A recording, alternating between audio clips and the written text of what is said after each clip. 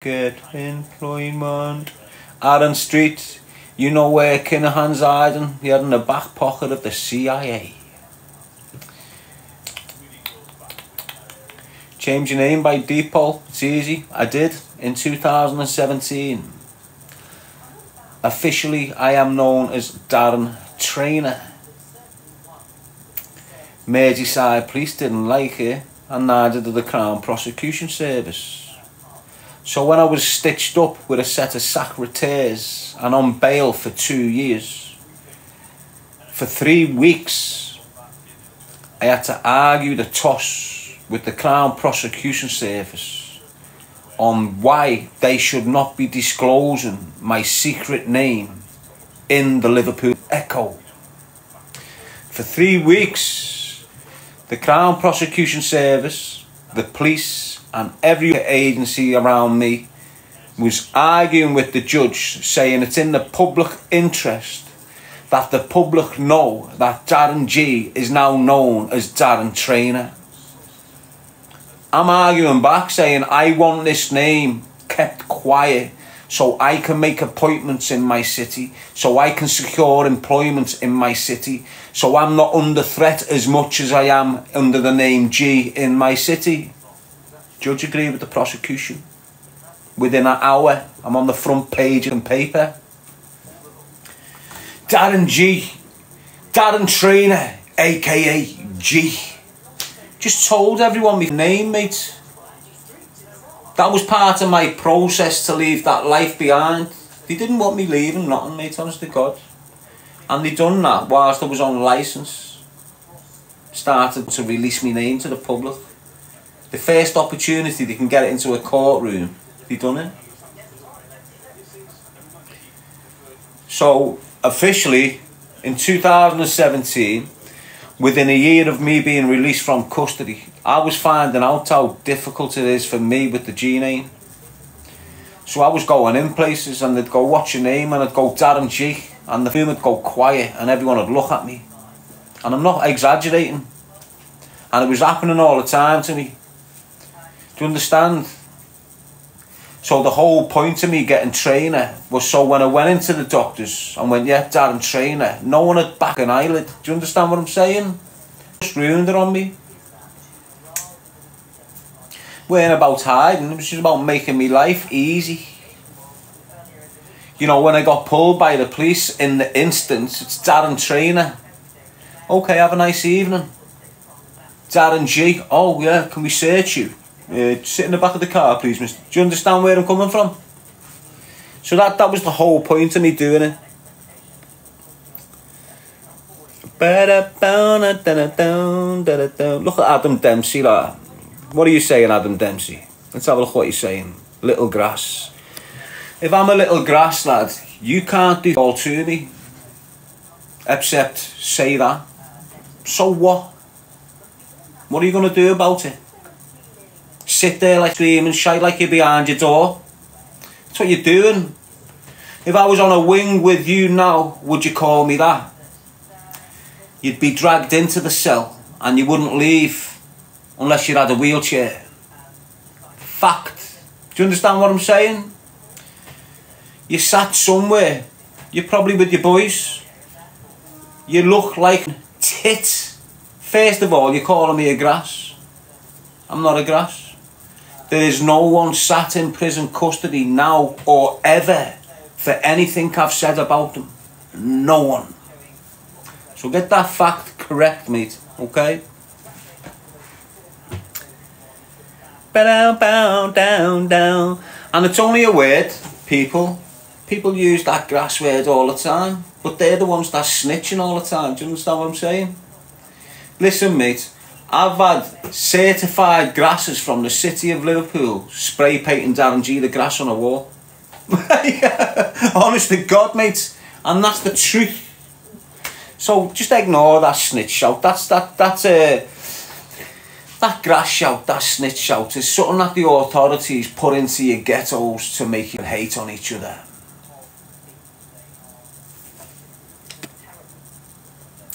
Like I say, la. You'd be the first to snitch if your sister got dragged into a car with 3 foreigners and dumped, wouldn't you? Would you go to the police? Would you? Little snitch. Do you understand what I'm saying? That's how up you sound, lad.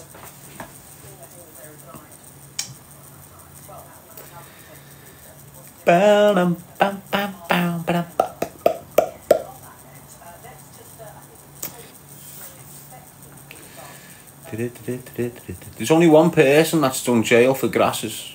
Me. And I deserved it. Weren't grassing, basically. They weren't grassing on me. Yeah, she got in the dock and swore my life away, but it's not grassing.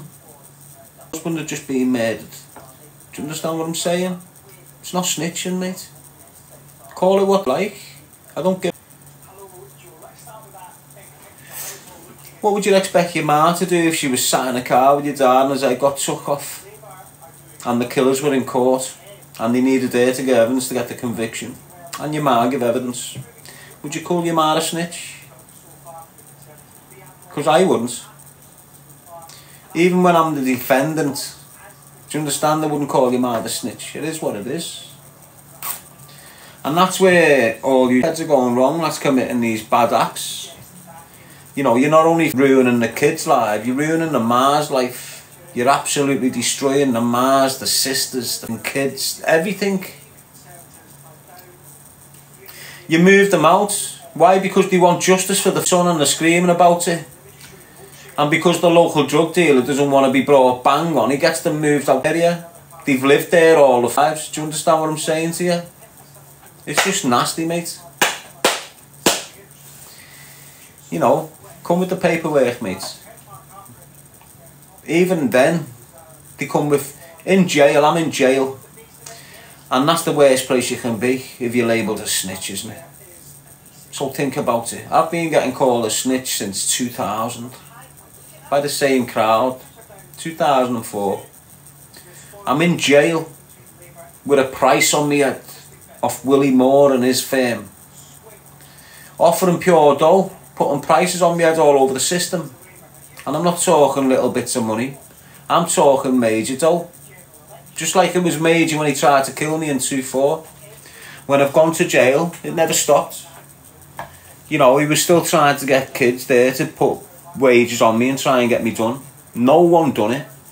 No one accepted it. No one came near me for him. No one. They knew. Even when I've landed in Loudon Grange, and I'm thinking, right, this is a Scouse prison. Here I am, just came from London, being away from Scousers, all in jail, because the authorities kept me away, not because I wanted to be. They kept me down south. I'm eventually brought to the Midlands. I end up in Loudon Grange. The induction wing, there's 60 lads on the induction wing and 30 of them are Scousers.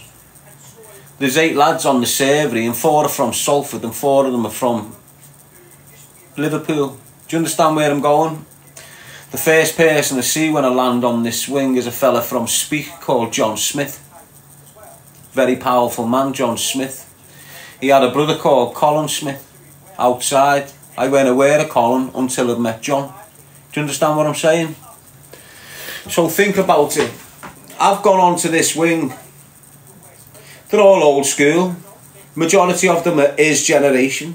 Majority of them have known him most of his life. And the majority of them cannot stand the grass and cunts. Fact. Do you understand what I'm saying to you?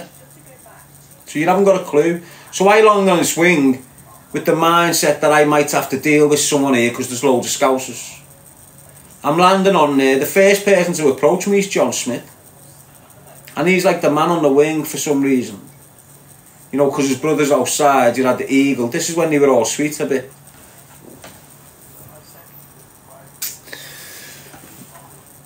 He comes up to me, mate, and speaks to me. Talks to me. You know what they're all chatting like, don't you? Ignore it. We know the story. We know both sides. We know what went on. He's wronging. This is the language getting given to me by these gangsters of Liverpool. Do you understand what I'm saying to you? Don't forget, I'm only 27. These like mid-40s, 49s. And then I'm just chilling with him. I'm in a cell. And he gave me this book, actually. I'll tell you what it was. He had his brother's funeral coming up. And we were speaking about his brother's funeral and what's gone on. His head was battered. You could see his head was gone off it. Do you understand? And because he's a Scouser and he's the first person to talk to me on a daily basis, I'm speaking to him. So I'm in a cell and that. And I've got a brand new Scousers. And because they didn't tell him when the funeral was, you know, so it weren't no security risk. They didn't tell, like, they didn't let him get handed in on time and that. So I've given my, you know what, I had a suit basically, 2 suits for court when I was on trial and all that, but he only wore 1. And when you've landed at Loudon Grange, you're entitled to all your clothes basically. So we ended up with these suits. And as I'm sat with him, they came in and said, "Blam, you're going to food," and he's going, "Well, you haven't got nothing after." So I've given him that and all that. And he's been, I'm speaking, he's gone to his funeral, don't know whatever he's got to do. But he gave me this book. And it was one of the best books I've ever read in my whole life. And it's still probably the best book you'll ever get your hands on if you're into the type of into. And it was sent to him by his brother, Colin. And he's given me that book. Mad that, isn't it? How good's that, lad? And it was called GCHQ. That's what the book was called. GCHQ, the first one. I think they've got a few volumes now, but the first one. And basically, it was about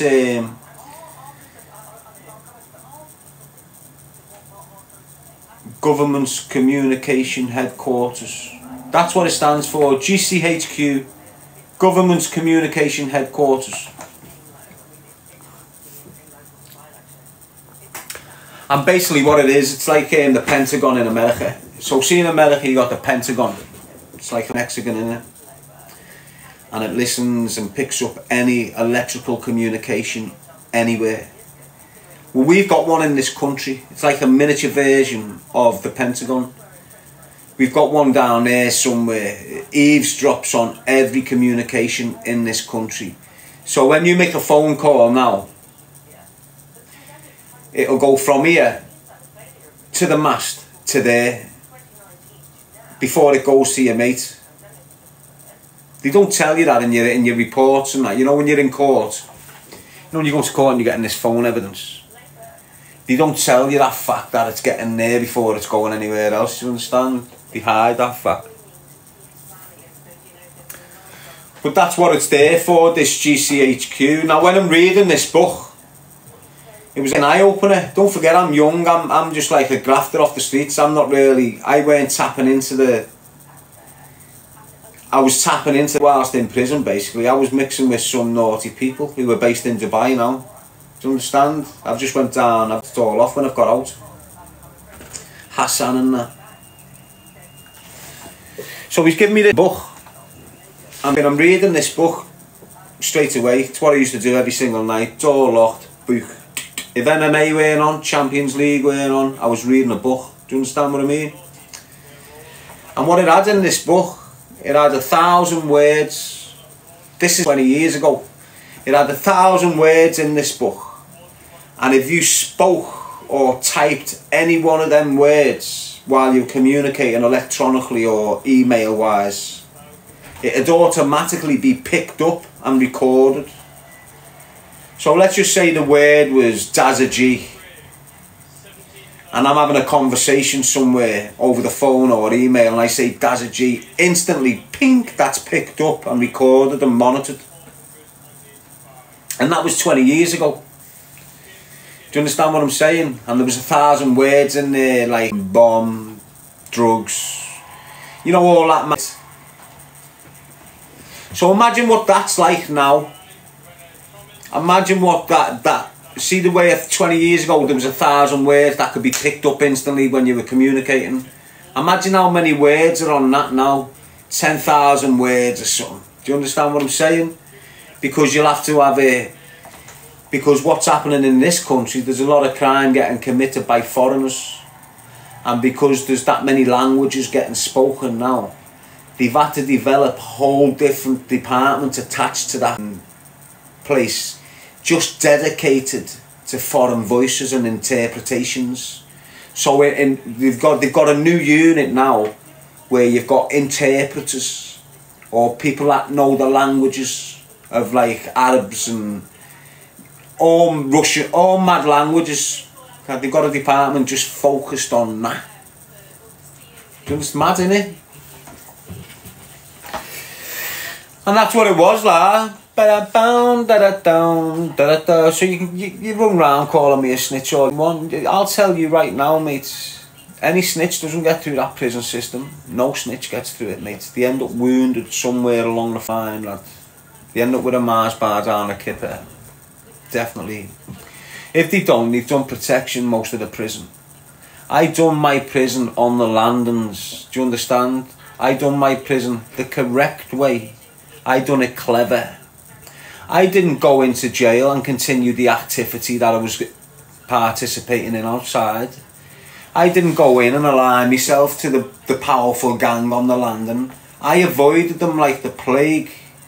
Do you understand? Because I knew what jail was about. I've had it before.